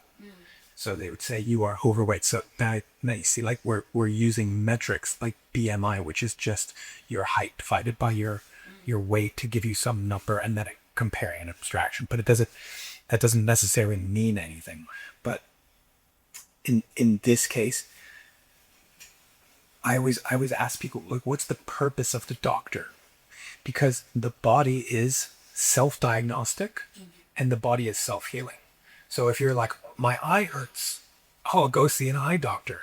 And then the doctor will say, well, what's wrong with your eye? You'd be like, oh, somebody punched me in the eye, or like I poked it with a stick or something. Like, most of the time, like, you will already know what's going on. Oh, my tummy hurts, or like whatever. It's like, so everything that they're telling you, you've already told them. And then the idea is they have to give you a solution, but the problem is they can only cover over your conditions and symptoms with medication. So suppress what is being communicated. So in the example of Ozempic, you have somebody, the reason that they're going on Ozempic is not for weight loss, because I've had crazy stories from clients where they said, I'm signing up to your meal plan because I was on Ozempic for 6 months. I lost 25 kilos. And then when I came off of it, I gained 25 kilos back. And so what is Ozempic? It is like a peptide, which acts as a hormone. Like, all of that stuff doesn't matter. It suppresses your appetite. Yeah. So is that a calorie? No. And so, like, trying to artificially do that doesn't work. So they had to create a drug that put it in practice. That I'm going to give you this GLP-1 inhibitor, and it's going to suppress your appetite. You will have no desire to eat. Yeah. So even if the food is hyper palatable and that's your source of joy, and you've just been like thinking, like, all that noise, all of those thoughts in your head, I'm so anxious, I can't wait to get off work, I'm going to go to KFC, I'm going to get out to different, that all stops. And so it gives you that quiet reflection. But so what was happening was, people were saying, I need to do GLP-1 for weight loss, and then they would lose all the weight and not realize that your weight is made up of four components: bone mass, lean muscle mass, water, and fat. So do you want to lose water weight? That's called dehydration. It sucks. Like, you get headaches, you get your performance drops. Like, it's not a good feeling. It's lethargy, all that stuff. It's not healthy. It's not sustainable. So the water is gone. Do you want to reduce your weight from bone mass? Like, do you want to fall over and, like, break your leg or something? Like, no, not that either. Do you want to reduce your lean muscle mass? No. So the only thing that you want to get rid of is the excess body fat. And we always say excess because women are designed to carry fat because of their biological functions. So, like, those numbers are different for men and women, and they change over the course of life. So, for example, if you saw a pregnant woman, you would say that she was fat. You would say she had excess body fat. She had an appropriate amount of fat for pregnancy because of the need to breastfeed and do all these other things to provide for another life form. So what happens is, they go on Ozempic and they lose 25 kilos, but it was from their lean muscle mass, which is healthy, from the water that it contained, and from their bone mass.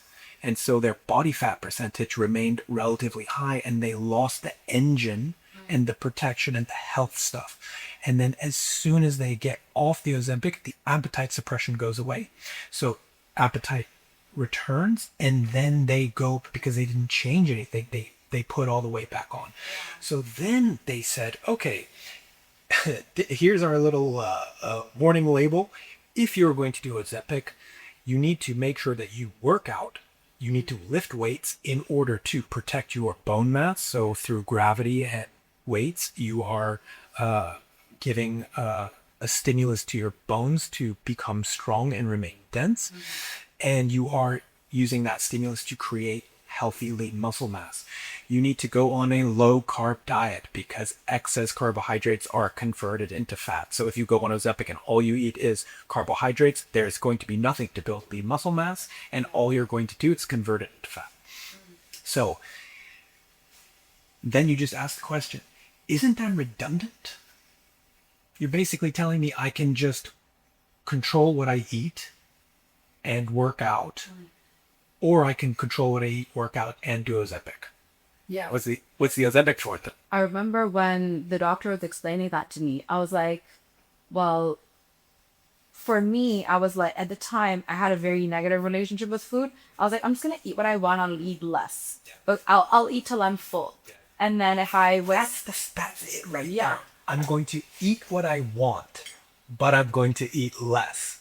You can never eat less of what you want because you want it. Yeah, but with the Ozempic, the feeling, like, you feel, at least for me personally, I would feel like I wanted to throw up if I ate more than 2 or 3 bites past the point of satiety. So I was like, and I didn't like the repercussions of feeling sick So I was like, I'm just not. I can't. Your body is So- giving you a signal which you can Yeah. easily follow. Exactly. So that was the experience that I had with it, and it was difficult. And then if you do choose, like, if I had to go back and redo it again, I would not get onto the medications. I would start off with just eating the clean food, not clean, unprocessed, whole foods, non-inflammatory foods. Also, can you do a quick this thing on seed oils? I don't know what this thing is, but explaining seed oils to people, because that was something I didn't learn about till I literally was in my 30s, and I was very I was educated on being health conscious. I just chose to ignore it my whole life until that point. Well, no, he's really advertising it. And it's like, and you don't know what you don't know. So seed oils and inflammation. Yeah, so seed oils, it's so funny because people like argue on the internet, like it's been a huge thing on the internet lately. And like, again, it's not an opinion that somebody should have whether seed oils are good or seed oils are bad. Are seed oils found in nature? Are they a part of any animal model diet? No. Okay, so then we don't even need to have the conversation. It doesn't exist. They're called industrial seed oils, and they are the byproduct of a really like complex industry, which was originally designed to make machine lubricant for Navy vessels. So when you have a Navy vessel, it's made of metal. They have to put something on it to seal it so that the salt water doesn't corrode it. So during World War II, production of industrial seed oils ramped up. This was made from toxic cottonseed oil. This is a waste product from the cotton industry. So they were making garments, and so they had a whole of seeds. You can't do anything with them. And they noticed that when the pigs in the area would eat the cotton seeds, they would all die. So they said, I have a great idea. Why don't we feed that to human beings? But Wait. What? No. No. Which part? The cotton, because I've never heard of cottonseed oil. Yeah. But then, for example, like sunflower seeds. Cottonseed, sunflower seed, canola, like you name it. There's something called very tragically named rapeseed. So there's all of these seeds, and these are sort of like a waste product. Like you make cheese, and at the end of it you have whey. Well, we have all this whey. What are we supposed to do? Like, we have to pay to dispose of it. Somebody's like, I know, we'll make whey protein. So in the same way, they just took the playbook from the seed oils. So they said, we have all these seed oils. This is an industrial waste. We can't do anything with this stuff. What can we do with it? And so they made Crisco. Oh, I remember Crisco. What's it called? Tastes like butter? Something like... No, that was something else. That's something margarine. else. I can't believe it's not butter. Yeah. I remember that. And I remember when my mom was trying to lose weight after my two younger sisters, that was like what we would eat. And it's like, can you believe it's not butter? Yeah. Yeah. Yeah. And so, again, genius marketing and stuff. But it's like, here is the most natural food for human beings to eat, or any mammal for that matter, is the milk of its mother. So there is no calories, there is no macros. It's just you have milk that is produced by the mother. If you minimally process that milk, it turns into butter. So they created a whole campaign to say butter is unhealthy for you. Eat my seed oil based something chemical, but I can't believe it's not butter. So why did all of that happen? Like, how do you convince a population not to eat the thing that you've eaten since the dawn of time and then eat a synthetic version of that? The reason that they did it was, obviously, it's more profitable. If I can make something as an industrial waste product, it's much easier to do that if I'm making a quality French artisan butter. Like it can only be done if the cow is of a certain age and has a certain dietary requirement to create the nutrients to produce milk and all this stuff, and about whole animal husbandry that comes along with that. So your body is got these two systems. One is like you have inflammation. Inflammation means the ability to heal yourself. If inflammation is chronically high, you have chronic disease. Like too much inflammation is really bad, and we're supposed to have a certain amount of inflammation. Inflammation is controlled specifically by ratios of fats. So omega-3, this is anti-inflammatory. Then you have omega-6. This is pro-inflammatory. So these are these two levers that you have to affect the inflammation levels in your body. There is no such thing as an anti-inflammatory diet, because that would essentially just be like a kilo of cod fish liver oil. If you can imagine drinking cod fish liver oil in any volume, it's absolutely disgusting. Even a little Oh, yes, too much. Yeah, no, nobody wants to do that.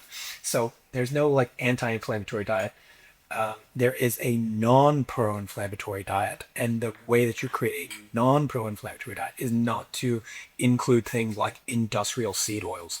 So the reason that people have seen like these spikes in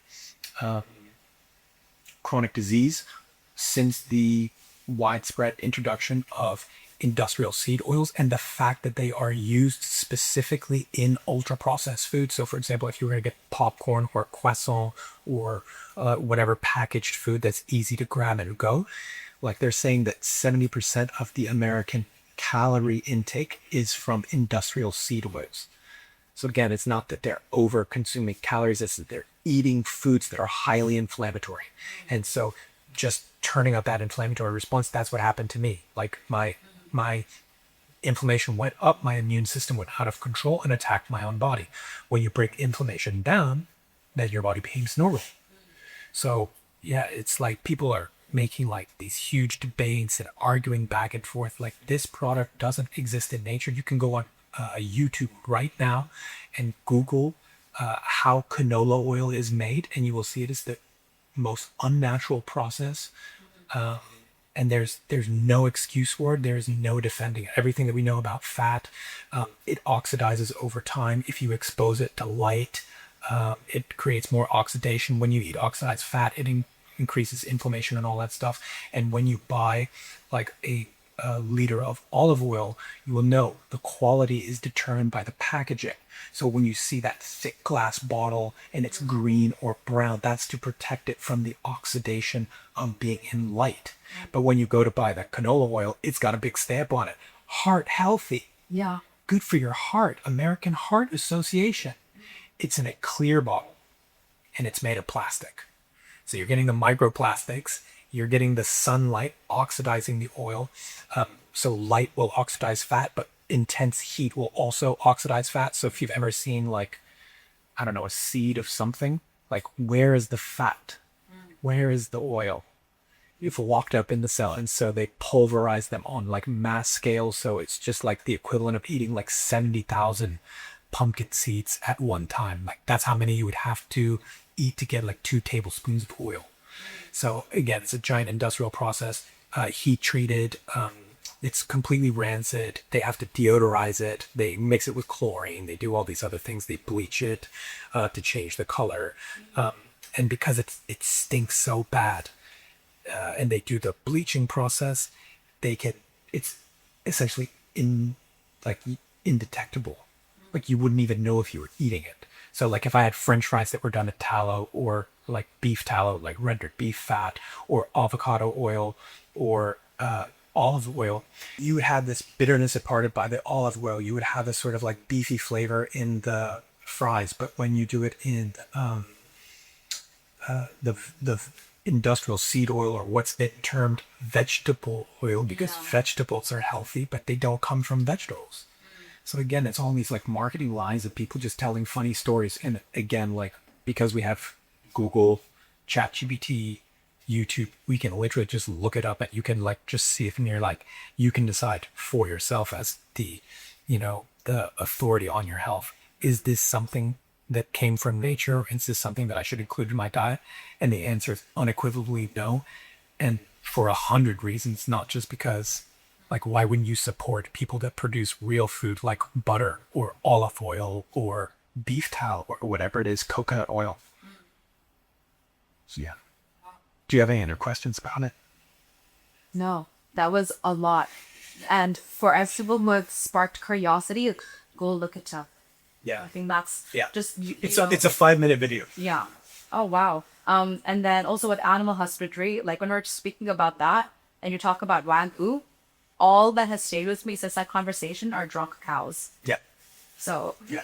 So yeah, the backstory behind drunk cows. So again, like when clients come, they have their opinions that they're eating clean and they're health educated and they've been doing their own research. The only place you have to go for research is the largest animal study that's ever been done. It's called animal husbandry. That's how we domesticate animals and raise them. And the purpose of raising these animals is to sell them for a profit. Now, in order to do that, I need to have a price per kilo. And then the only thing that I can influence is how many kilos can I sell. So now I have an incentive. I want my cow or my chicken or my lamb to weigh the most. And if you've noticed, there are no cow personal trainers. And like they don't have like dietitians or things like that. So they're not trying to build healthy lean muscle mass, although this is actually a byproduct of the entire system. The fastest way to get an animal to weigh more is to add body fat. Like I said, they're not going to, like the chickens aren't in the gym like doing curls and stuff to get bigger wings. So what they're doing is overfeeding them. And so the question is, what, like you can just look it up, what are the methods that they use to get them to overeat? And so they give them a confined space, so that increases stress. Like we're bumping into each other, the environment is more toxic, there's, pee, poo, smell, competition for resources, all that stuff. They feed them under blue lights, so they don't allow them to see the sun. So any shift worker understands that. That the reason that I get hungry at night is because I'm being exposed to blue light. And then we feed them a food which is higher in sugar because that sugar will convert to fat. So chickens don't eat grain. They don't eat corn in large volumes. Cows eat grass. Chickens eat scraps and typically like insects and like grit and a bunch of other things that are specific to their physiology. But if you want to get them super fat, feed them corn. As a result of feeding them corn, it's going to damage their digestive system. They're going to get pathogenic overgrowths, E. coli, things like that, salmonella, all this stuff. And so 80% of the world's antibiotics are used in animal husbandry. So of all the antibiotics in the world, human beings around the world use 20% of that, and the other 80% is used by all of the animals they were raising to eat. So if you want to know how to make something fat and sick, give them an artificial light environment, confine them in a small space, COVID, and feed them something other than their original diet and make it high in carbohydrates. So one of the most amazing things is you can see a stack of grass-fed beef. Cows eat grass, so it has a beautiful red finish and there's hardly any fat in it. So if you look at a ribeye or something, you'll just see like the ribeye and there'll be a small amount of fat. And next grade after that is going to be like 90-day corn or grain finish. This is typically like an Angus steak, and then you'll see it's more it doesn't look as red, and there are inflections of fat throughout the muscle. So this cow is getting so fat that it's not got just like subcutaneous fat, which is between the muscle of this, it's into the muscle. And then the last stage of that is the Wagyu grades. And so they're feeding these cows beer So they said, what, how can we, like, how can I make the cows even fatter? Take the grain, ferment it, it produces alcohol, and now I have liquefied grain with alcohol, which is another fuel source. And so they feed that to the cows, and you can imagine the cow is designed to eat grass. If you give them carbs and sugar instead, it's going to create a pathogenic gut overgrowth, and they're going to get really sick. They're going to create E. coli outbreaks where like people eat spinach and fertilize with cow poo that's contaminated and as a fertilizer, and then everybody that eats the spinach gets E. coli. So as a result of that, they have to give them mass amounts of antibiotics. And then like the last stage of that is imagine what happens when you put alcohol in a cow's stomach. Like you're just completely destroying their immune system, and as a byproduct of them not feeling safe because of the food environment, they get even fatter. And like it's almost like the ratio of fat like in the muscle is almost like 50-50. It's really crazy. Wow. Yeah. I would never see meat the same again. Yeah. Well, I highly encourage everybody, if you just Google and try and find a photo where people will stack up and compare, and then you can look at human MRIs and you can see what happens to people who don't consume enough protein, i.e. eat meat and don't work out, and you can see it's reflected exactly like the cows. Oh, wow. Yeah. Wow. There's a study for everything, and it doesn't require a lot of science and jargon. So now that you have given all this information, now solution, pot girl walking. Like, Okay. well, you texted me this like twice, and then I kept a screenshot each time. And then I was hanging out with my girlfriends yesterday, and I was like, do you know about pot girl walking? And they were discussing it. And I just read the entire message you sent me. So for people who are going to stop having ultra processed foods and want to get a little bit of movement in, but are overwhelmed by trying to get movement in, because I've been there. Like, it's really overwhelming. And I'd say that I have gym anxiety, because even though I know what I'm doing in the gym, because I've worked out literally from the time I was 11 to 12 years old and had a PT to teach me everything, I still panic, like, I don't know what I'm doing in here, or I'm just conscious of people judging what I would be doing. So hot girl walking, in my opinion, has been very helpful, because for people with gym anxiety, you're doing one thing in one place for 30 to 40 minutes, and then you're done. Yeah. So, And everybody knows how to walk. yeah. And so Well, unless you are unable to walk. So, well, yeah. yeah. So it's funny because everybody assumes that athletes are more healthy, but that's generally not the case. Athletes have a huge amount of strain, and so using my example, like if you're talking about a Muay Thai fighter or a UFC fighter or something, their diet is completely awful. The amount of stress that they have, the injuries, like physical injuries and like psychological stuff, which is impacting physiology, like immune function, all of this stuff. Like when you like people like Olympic athletes, they give their body and put themselves through so much suffering and pain in the training room and all that stuff to try and achieve, the maximum human potential and try and get a gold medal in something or whatever. So it's not inherently healthy. So exercise is dose dependent. So you have to progressively overload it, and if you're injured, then you have to regressively overload it. So if you're doing something and it's too hard for you, you're not going to be able to recover from it. You're not going to enjoy it. When people go to the gym and they feel like they're working out so hard and they're just getting burnt out, and then that's when people quit the gym, because you're putting this burden on your body which it's not able to recover from. Versus like when you go to the gym, you don't try and like squat 200 kilos on the first day, because you will break yourself in half. So what you do is progressive overload. You start body weight, you build up over time, and you just keep adding weights, and you have to keep adding weights to get some advancement. Otherwise your body is just going to adapt to it. So a lot of the times people are under so much stress and they're trying to change like 6 things at once. Like, oh, I got to change my sleep schedule. And I got to stop drinking coffee and I'm going to cut down on alcohol and I got to change my diet and I need to go to the gym more. It's like, what is it?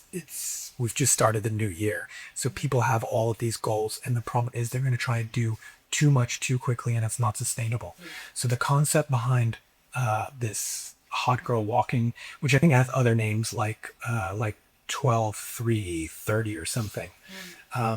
It's just a walking protocol. So walking is the most human-centric movement. Like we're not necessarily designed to swim like a fish would be, and we only invented bikes like in the last like probably like 300 years. So cycling is not like a human-centric motion. So when you engage in human-centric activities, gathering with people, walking, eating whole foods, you start to see like synergistic health benefits. So this is a way to create a reduction in anxiety, to burn fat without spiking your cortisol. So like most people have way too much cortisol, that's their stress hormone. So they're already in a very stressed out position. And adding a stressful like HIIT workout, like if I'm going to go to a spin class and just do like all out cycling or CrossFit or something like this, these are detrimental to your health and eventually cause injuries or body composition results that are contraindicated. Like, it's like a lot of our clients are really frustrated because they're like, I'm doing everything right, but I'm just not seeing the results.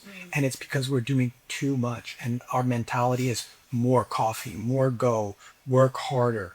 I'm so tired, but I'm going to go to the gym 6 days a week this week. It's not like no one's just going to be like, I actually need to skip the gym today because I didn't have a good night's sleep last night. And anything that I do is just going to be grinding my wheels and using resources, and I will not be able to recover from that, and I won't be able to adapt for that. Again, exactly what happened to me in Muay Thai.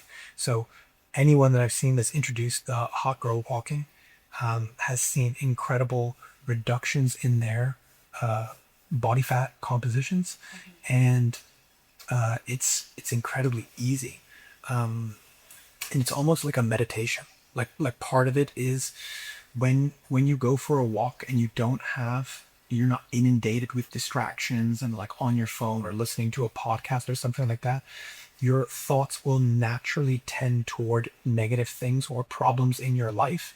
And because you're on the treadmill and you're walking forward, it tells your body that you're safe, that I'm not afraid, that I'm not in sort of like freeze or flight, that I am walking confidently toward the things that cause me anxiety.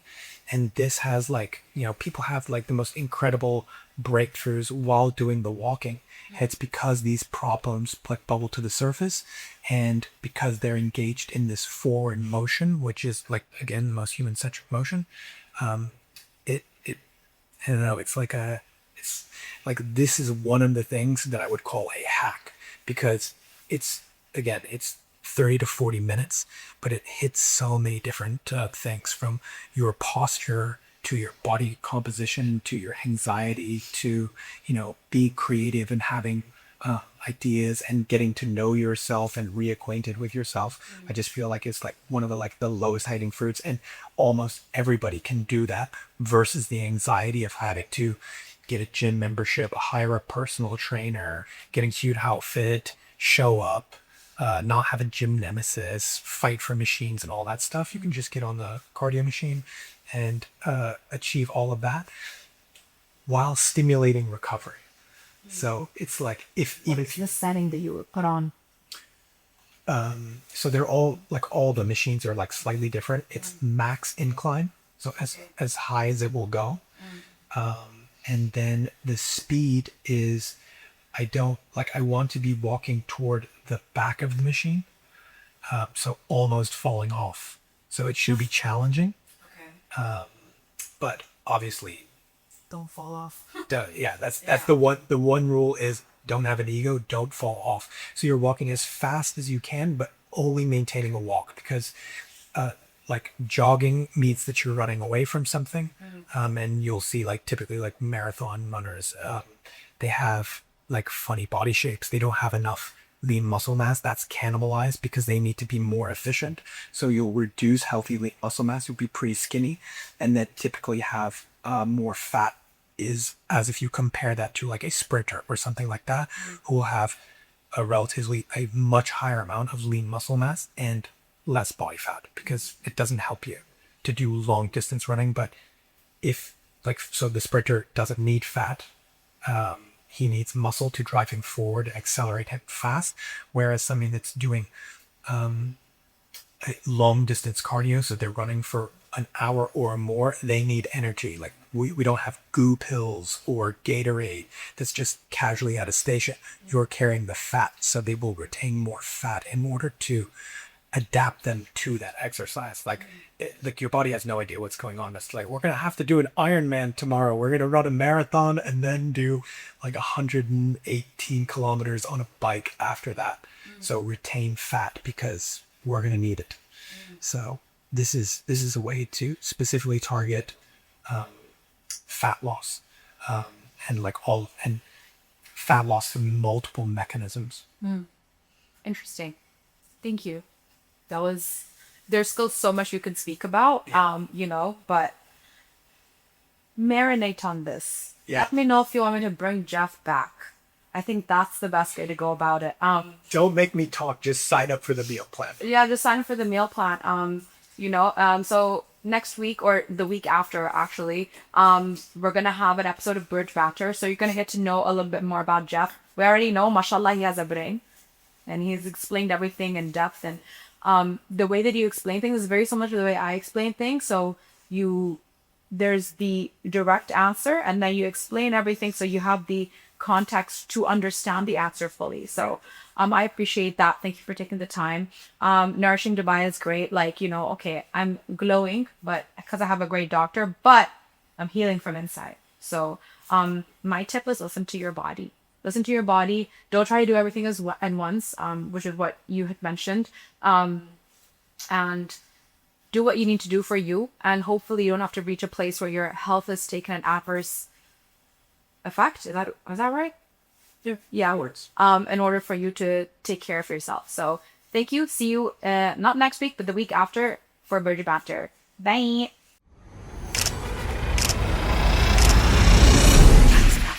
Wow, that was what? That is the shortest.